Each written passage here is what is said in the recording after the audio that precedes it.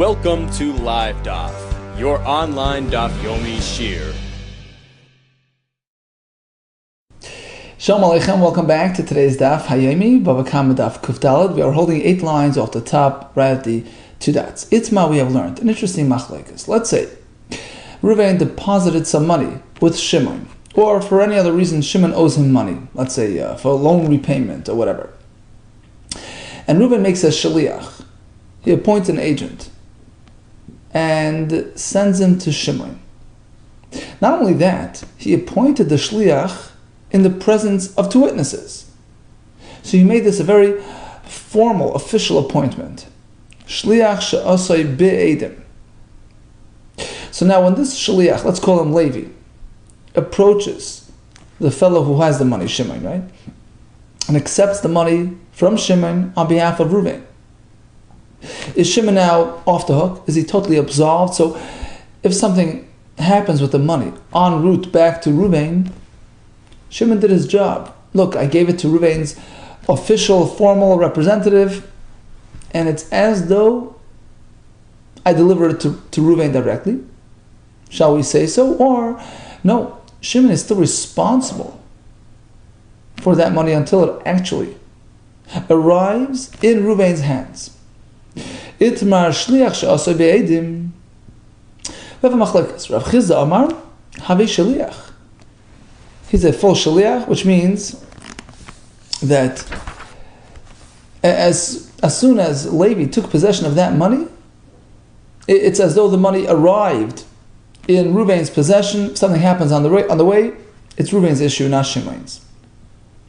Rava Amar le'av shliach. No, we don't treat this fellow to this extent, as though he's representing Reuven, and the money handed to the shliach is still considered under Shimon's responsibility, under Shimon's care, and if something happens to it on the way, Shimon is still responsible.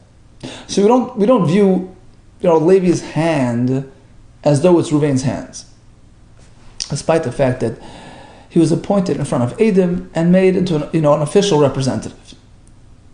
And the Gemara explains both sides of the coin. Rav Yehuda Amar have shliach. Why, according to Rav Yehuda, is he considered a full-fledged shaliach? Because lahachi tarchi v'ukme be'edim. The fact is, we assume that the mishaleach, meaning Reuven, the sender, the reason why he burdened himself to this extent to get Edom on the scene, so that as soon as the shliach, Levi, accepts the money from Shimon, it should be considered in Reuven's possession, and the shomer is not patur. That's why he did such a formal, official procedure in appointing the shliach. Rabbi Amar, no, la have a shliach. We don't treat him to this extent. Hachika Amar, all Reuven meant to say was, look, I have Edom here, this is a public thing, everybody sees, I'm trusting him, inish mehemnu, he's a trustworthy fellow. Look, but it's your decision, ultimately it's your responsibility.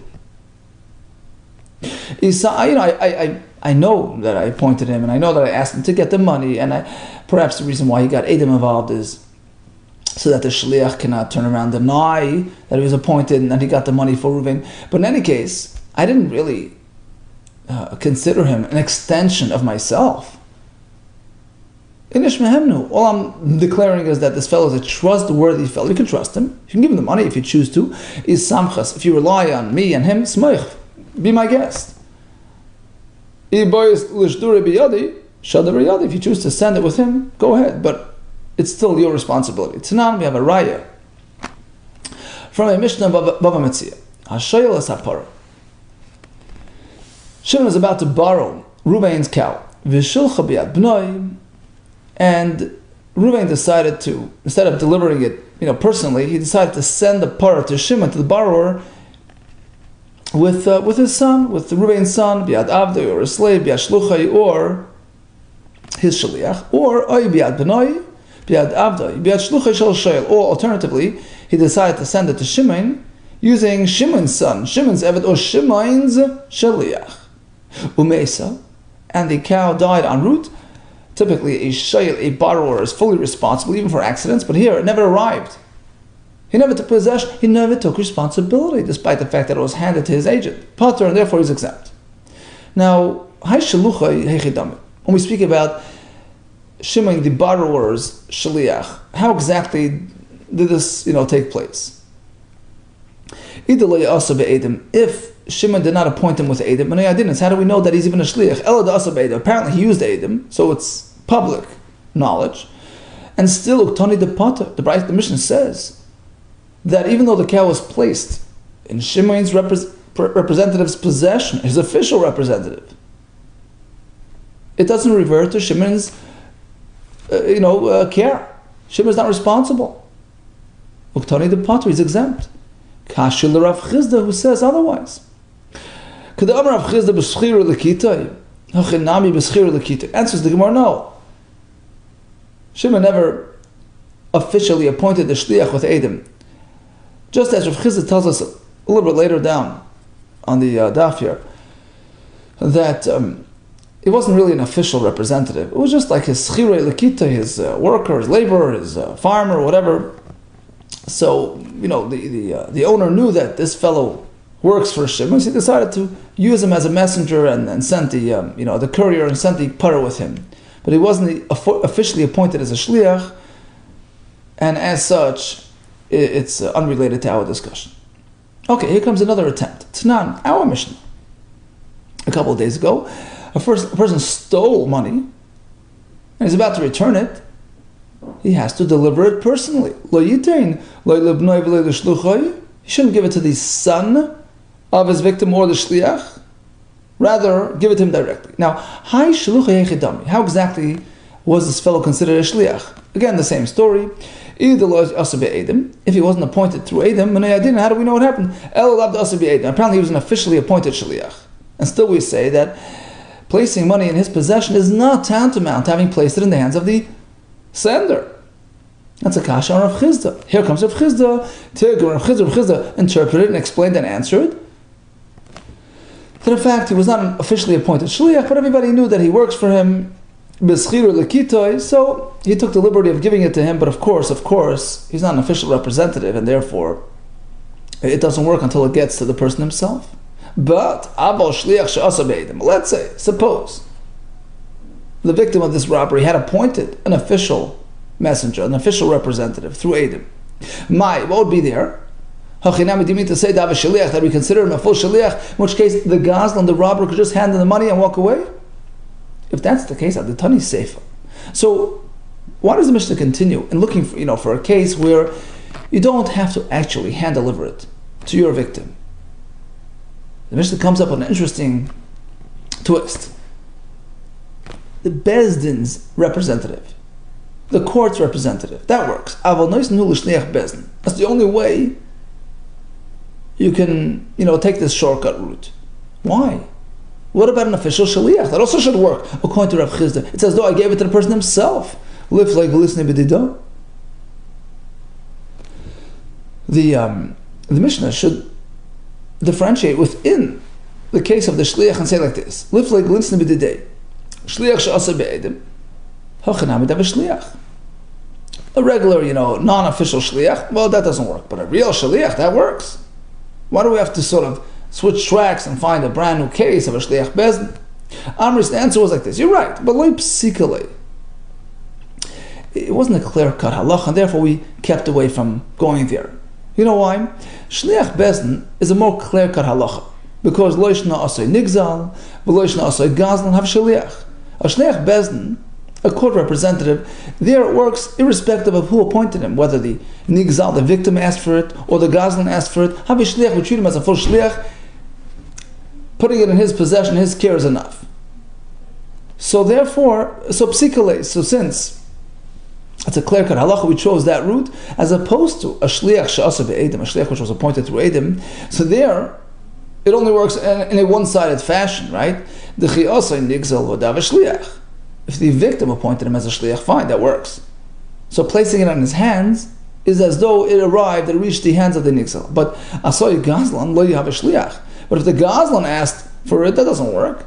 So it's not such a clear-cut case, like psikale, and therefore the Mishnah did not want to go there. Rather, we chose a more clear-cut simple route to speak of, which is a shliach bezdin. Continues the Gemara.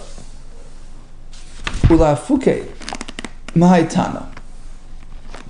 This point that we just made, that a shliach bezdin works, irrespective of who asked for him.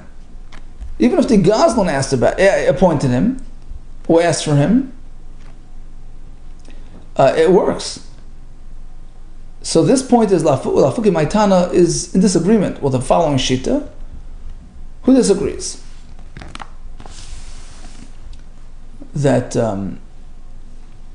even by a Shliach Bezdin, you need the Nigzal's involvement. You need the victim to consent to that Shliach. The Sadya, we have a Brisa. Rabbi Shimon Elazar Omer Shliach Bezdin, right? Sh'asoi Nigzal, v'lo yasoi Gazlan. O yasoi Gazlan, v'shalach halav v'notel shaloi miyadai patu. So Shliach Bezdin, which was appointed by the Nigzal, that's okay, right? Or alternatively, the Gazlan appointed him and gave him the money, but, and this is the main point, v'shalach halav, the victim sent his own fellow, his own man, to this Shliach Bezdin to receive it from him, to accept it from him, and took his money miyadai. So in this case, so it actually arrived into the hands of the Shliach of the Nigzal, then it works. Then he's pater, the Gazlan was off the hook. But otherwise, if the Shliach Bezdin simply appointed by the Gazlan, his possession, his holding the item is not enough. Okay, so that's a side point. Okay, let's go back to the original point, which was the case of the Shliach, who was officially formally appointed with Edom. Is he considered exactly like the sender, like the messenger, or is he his own man? So once again we have Machlokes, right? Rabbi Chizr and Rabbah, and then we have more Shittas. Rabbi Yochanan, Rabbi Lazar, they both concur that Shliach she'aseh be'Edom, a Shliach that was officially appointed, have a Shliach, we treat him as a full Shliach, and any money arriving to the Shliach is considered having arrived to the actual sender, the messenger.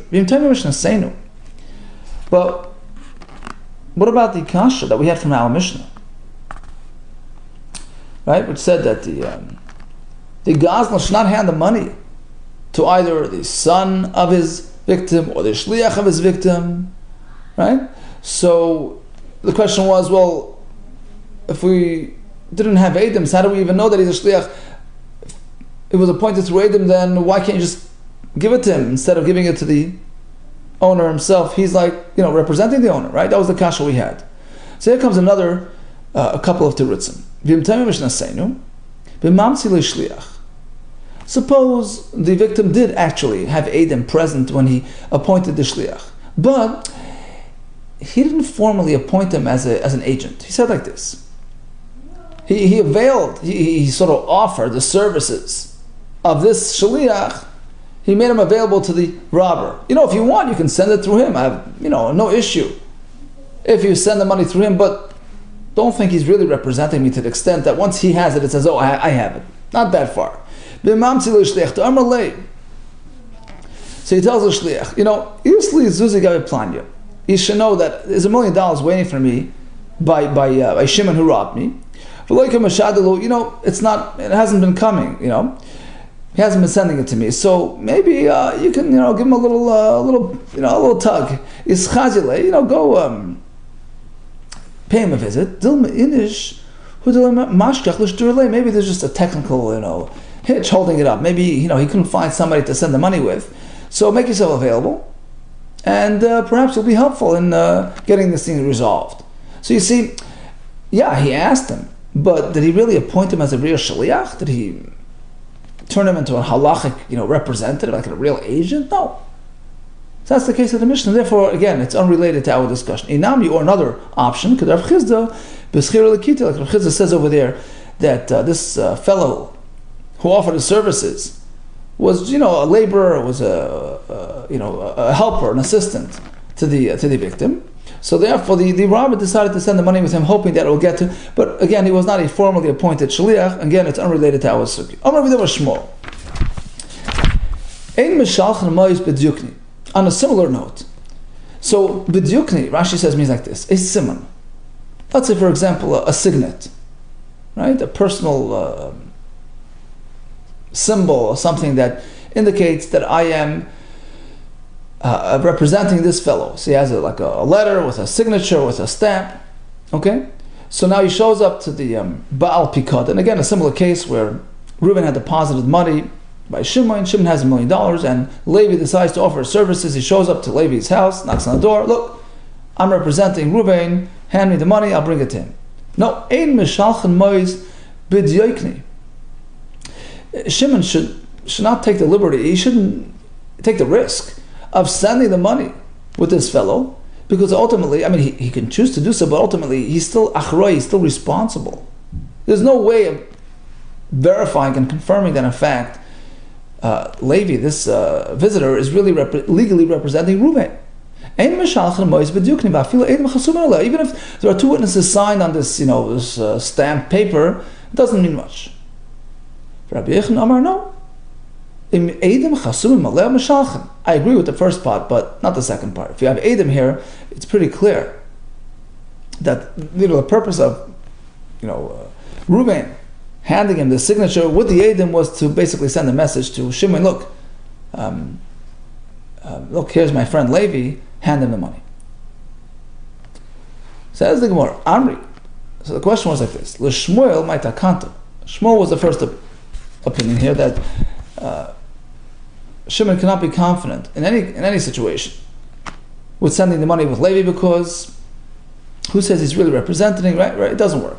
So ma'itakanto. What's the easy way? What's the practical way for Reuben to get his money back if he wants to do it by way of of a shliach, of a courier? Says the Gemara, there is a route to take which is foolproof. Kiyad Rabbi Abba. It was a story involving Rabbi Abba. Havimasik zuzi to Rabbi Yehuda Kessler. So he had a monetary claim. He had some money sitting by Rabbi Yehuda Kessler. Amalei Rav Safra. So Rabbi Abba heard that Rav Safra was traveling to that town. He says, do me a favor. Bahadi the asis. On your way back, over here, please, I see you Ali, do me a favor, pick up the money. Okay, Ki'azal Hassan. Rav Safra arrives at that place. Amalei Rava Brace, Rava, the son of Yosef, who was the shamer holding the money. So his son turned to the visitor. He started interrogating him.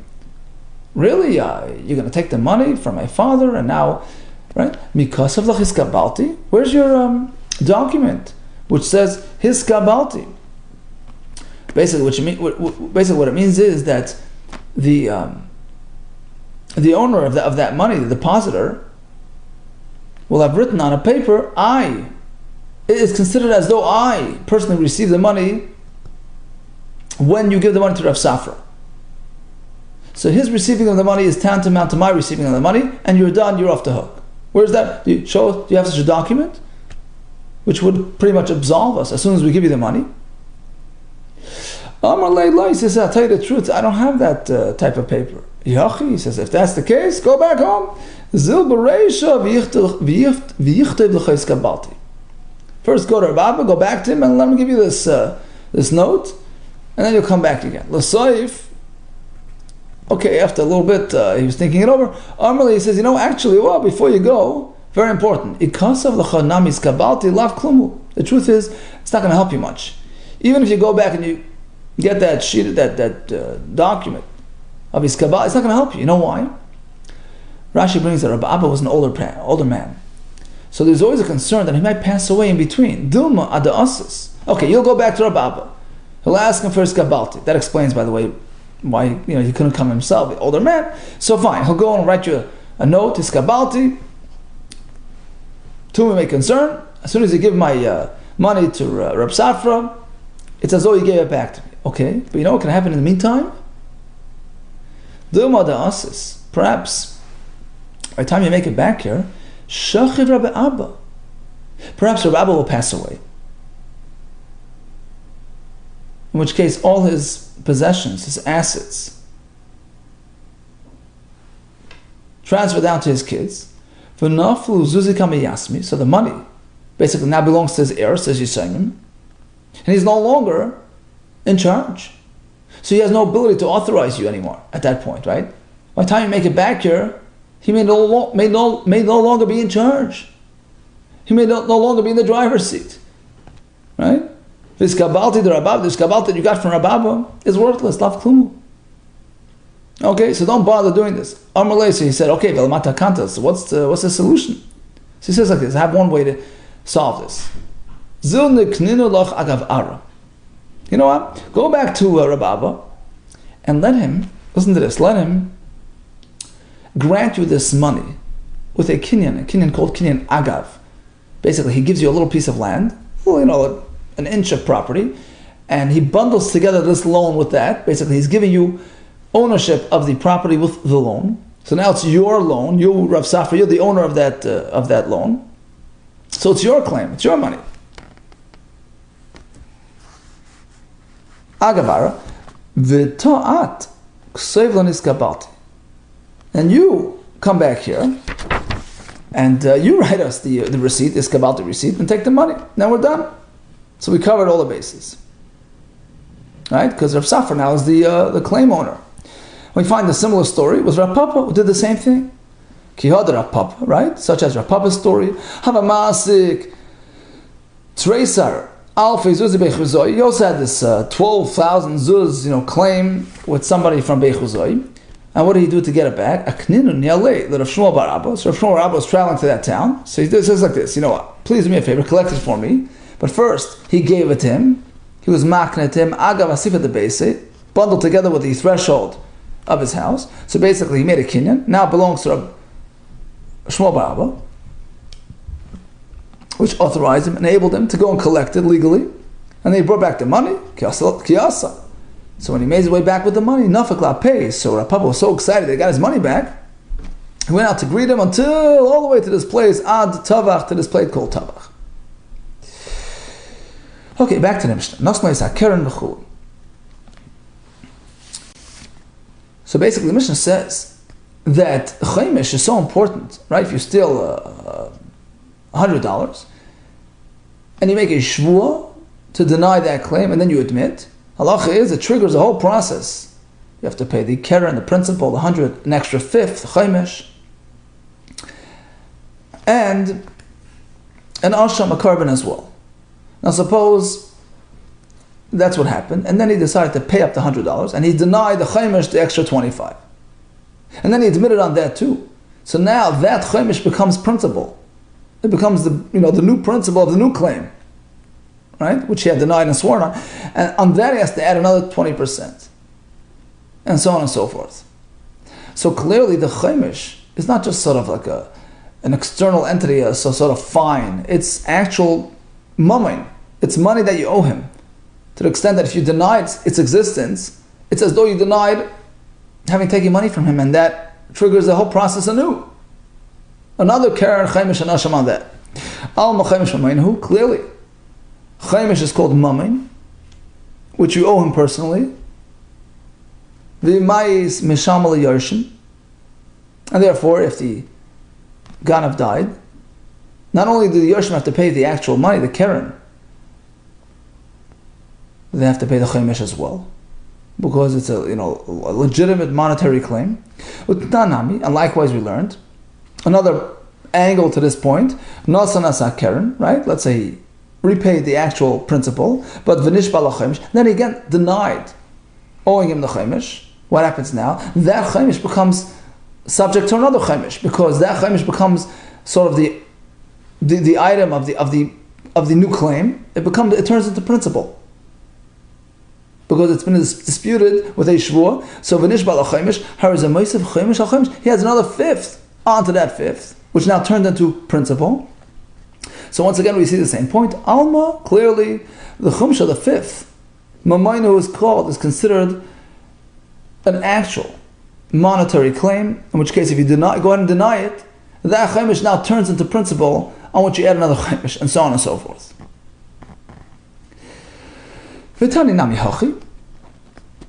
And we're going to prove again as well that the Yershim will pay the chaimish of their father. So he robs and he swears falsely, umeis, and he dies, Yershin Mishamim Keren V'Chemesh, right? So they pay it all, the principal and the Chemesh. Uptur b'na Asham. Of course, they don't pay the Asham because, as Rashi says, even if he would have designated the carbon during his lifetime, it's too bad, it's too late. Ein kapara l'meisim, says Rashi. You can't bring a carbon kapara after death. So that's out of the picture. But Keren they pay because that's the actual claim, and the Chemesh as well. Clearly, the Chemesh becomes incorporated into the actual claim. It's not just a fine, it's not just a kapara. V'yarshin b'nei shlumik chumsha davu and havu. So clearly, the Yarshim are obligated on the Chemesh of their father as well. Alma Chemesh v'maynu b'yishlumik l'yarshin. So again, you see this point. The Chemesh is treated just like the original money. And as we explained, that's why the Yarshim paid. That's why if he denies the existence of the Chemesh, he has to add a Chemesh onto that as well. Okay. Here comes a kasha on this point.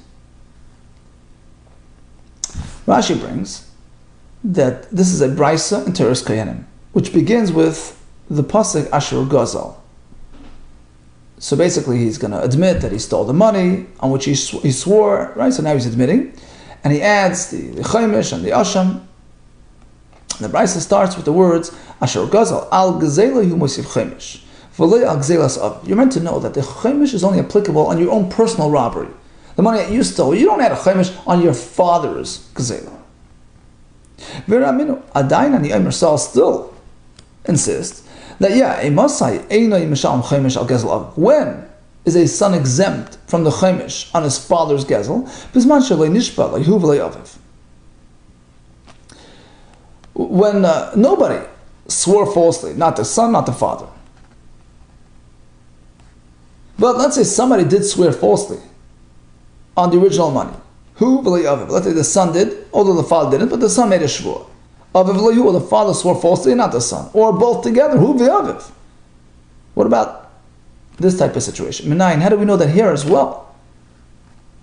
The son will not add a chemesh. Tamalei ma'asher gazal asher ashak. And we learn from here, only if the son himself was the one who stole the money. But not in this case. He didn't steal. He didn't withhold wages. So clearly, a son never pays chemesh. This contradicts our point. Chemesh is mamain, and once the father has got to pay it, then it carries over to the son. Amar of Nachman leikash. Answer is like this. It all depends. Kansha hoida. Kansha lehoida.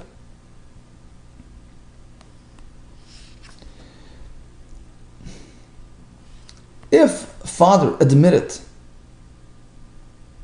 to the fact that he stole and that he swore falsely, so at that point the chemesh kicks in. It triggers the keren, the chemesh, and the asham. So of course, it carries over to the son. He's got to pay the whole deal, the keren and the chemesh. Kanchali hoida. The Bryce, however, speaking with the father, did not admit to his sin. Nor did the son. So there's no chemesh for the son to pay. Well, Eloi Hoida, if nobody admitted, Karen Namilu Mishal, so why is he even paying anything? How do we know that he owes the money? So perhaps you're right, he doesn't pay the Karen either. But that's incorrect. From the fact that the Bryce is pursuing the chemesh and pinpointing the fact that he doesn't pay the chemesh, it's clear that he pays the Karen. It was differentiating. Karen he pays, Lemember the Karen Mishal, Karen he pays, just not the chemesh. That's a problem. Another question. The Brisa continues, but I'll still insist and say it like this. When will a son pay the principal, the keren of his father's gezela? Perhaps that's only when father and son swore falsely on account of this claim. But let's say, father swore but not son. Son, not father. No son, no father. What happens there?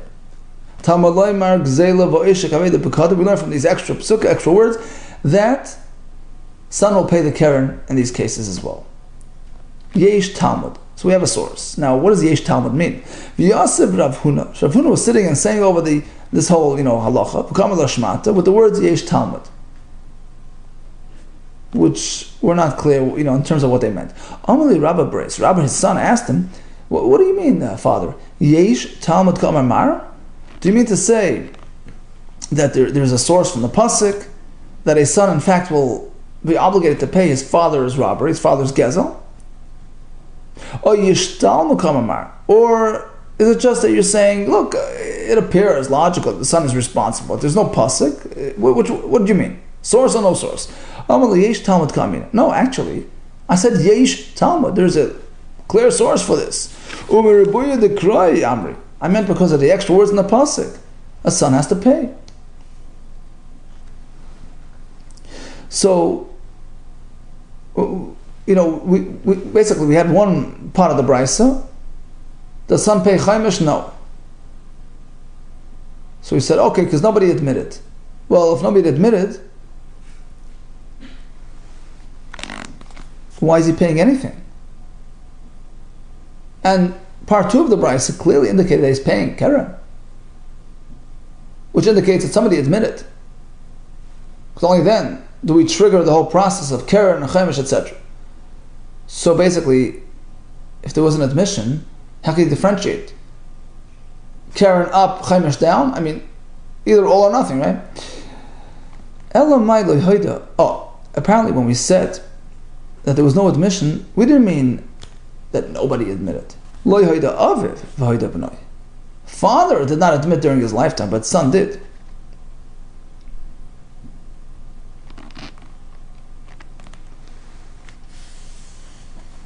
So in this case, son will pay the keren, but not the chaimish. Why? Because father never admitted, so the chaimish was never triggered, was never activated. Well, asks the Gemara, hold it. In one of these cases we spoke about, we mentioned where son and father made a shvur. That was one of the cases we spoke about. Right? Hu v'aviv, remember? Hu v'aviv minayin. Father and son both swore, still there's no chaimish. Hold it, why not? So I understand that father never admitted. Okay, so there's no chaimish on account of the father's admission, there's no admission. But son swore, right? We're speaking that both father and son swore to deny the claim. So son swore, and then he admitted. So that itself should be sufficient grounds to trigger a chaimish payment because of his own violation. How do we get around that? So again, just summarize. Basically, chaimish is mumming. So father is chayiv chaimish, it gets transferred to the kids. But if father is not chayiv chaimish, such as in this case where he never admitted, he swore but never admitted, so there's no chaimish there. Right? But the question is, in this one case where father and son both swore and son admitted, let there be a chaimish on account of the son's admission. Amr's answer is like this. The robbed goods are no longer here. So really, legally, the son is not responsible anymore. That's the halacha. Father steals something and consumes it, destroys it. Son is not obligated to repay that. So even if the son denied it and swore, who cares? He didn't swear to deny a monetary claim because there was no monetary claim against the son himself. So it's basically not considered a shvua in this respect. Rashi calls it a shvua spitu. It's just, he spoke falsely, but it doesn't have the same consequence as a false oath pertaining to denial of a monetary claim, right? Big difference. So, as such, the son's denial, his false shvur, etc., does not trigger a chaimish. Well, ibish ein gzela kayemes, and the question is the other way. If there's no gzela around to speak of, afilu keren amalei mishal shouldn't pay anything. We're working with the sort of the split that he pays keren, not the chaimish. It's either both here or both not. Well, apparently we're speaking that if there's a achrayis nechasim, it's a term referring to real estate, basically, because real estate is guaranteed, right, to provide your claim. So it's called achrayus nechasim. And father stole, consumed the goods, but he has real estate that he left behind, and that got carried over to the kids. And Rashi brings the Gemara later that in this case the kids have to repay their fathers for their father's, shenanigans. They covered aviyim to protect, to preserve their father's honor. So yeah, the actual Karen they'll repay, but that's it. Asks the Gemara, hold it. Even if they have karka from the father, who cares? Milva al pehi. Umilva al peh einay goyve loy min hayarshim v'loy min lekuches. The money that father owed was never documented in a document. It's not a milva b'shtar. It's like a milva al peh. It's like a verbal commitment. It's not documented, right? So the halacha is this type of obligation, this type of claim cannot be collected from the Yarushim or Lekuches, from heirs or from customers who purchased his property, after the incident. So why the kids at all responsible? Amri, the answer is like this: B'shamad b'din. Father stole, and then the Bezdin got involved and issued a verdict against him that he has to pay. So at that point, it changes his obligation from just a personal obligation to an officially established legal obligation. And at that point, it's elevated, becomes formalized. It's like a milva b'shtar, which can be collected from Yarsh. Well, ask the Gemara 1 second. If we're speaking that the father was formally obligated by the Bezdin to pay, okay, so now that chiyuv carries over to the son and is embedded in the real estate that he inherited from the father. So now when the son turns around and denies that obligation, and makes a shvu and goes ahead and admits, so that should trigger a full-fledged process. Keren and chaimish and asham. Afilu chaimish nami mishalim. So again, why are we splitting between Keren and chaimish? Amar Rav Huna, Breder Rishu, I'll explain to you why. There's never a chaimish pertaining to denial of a real estate lien, a lien on property. And Rashi explains like this. You know why? Let's remember. Why is a fellow to pay a chaimish at all? Because of the shvuah that he made, right? And the halacha is that we never make a shvuah. A shvuah is never applied to a claim pertaining to property. That's a halacha based on psukim. So now when this son inherited his father's obligations, which, as we explained, is only his because he has karka from his father, in which the father's obligations are sort of embedded and absorbed. And now when the son turns around and denies that claim and makes a shvuah to deny it, so technically, you know what he's doing? He's denying a claim which is property specific, which pertains to property. After all, that's only reason why he would be obligated to pay, because he has the karka from his father. That's called a kfiras shibud karkois, denying a claim pertaining to karka. And a shvuah on that is not really a legal shvuah. You don't apply shvuah to karka. So that shvuah, even if it's discovered to be false, cannot trigger any liabilities, any consequences, including the chaimish, which typically happens after admitting having made a false oath. So that explains why he pays the keren, not the chaimish. Keren because of the father, but no chaimish because of due to his shvuah. Rava Amar, I'll give you another explanation why keren yes, chaimish not. True, son made a shvuah, so why not a chaimish? Hachab my skin was speaking kan shahaya diske shel aviv mufkedes biad achirim.